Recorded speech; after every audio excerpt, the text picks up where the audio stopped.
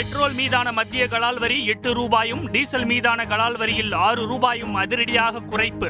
Petrol லிட்டருக்கு 9 ரூபாய் 50 காசுகளும், diesel 7 ரூபாயும் குறையும் என மத்திய நிதியமைச்சர் நிர்மலா சீதாராமன் இன்று அறிவிப்பு. தமிழகத்தில் 2 ஆண்டுகளுக்கு பிறகு இன்று குரூப் 2 மற்றும் குரூப் 2A முதல்நிலை தேர்வு.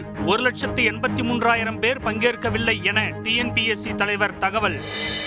6 வயதுக்கு உட்பட்ட குழந்தைகளுக்கான ஊட்டச்சத்து உறுதி திட்டம் உதகையில் இன்று தொடங்கி வைத்தார் முதலமைச்சர் ஸ்டாலின். உதகையின் தந்தை ஜான் சல்லீவனின் சிலையையும் திறந்து வைத்தார்.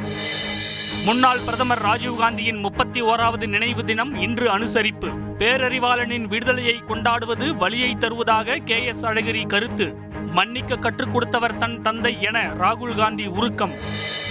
குறுவை சாகுபடிக்காக வரலாற்றில் முதல் முறையாக முன்கூட்டியே திறக்கப்படும் மேட்டூர் அணை. வரும் 24ஆம் தேதி தண்ணீர் திறக்க முதலமைச்சர் ஸ்டாலின் இன்று உத்தரவு. டெல்டா விவசாயிகள் மகிழ்ச்சி. தமிழகத்தில் BA4 புதிய வகை கொரோனா தொற்று.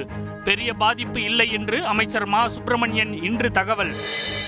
அரசு சார்பில் பண்ணை பசுமை கடைகளில் குறைந்த விலைக்கு தக்காளி. 1 கிலோ தக்காளி 79 ரூபாய்க்கு விற்கப்படுவதால் பொதுமக்கள் ஆறுதல்.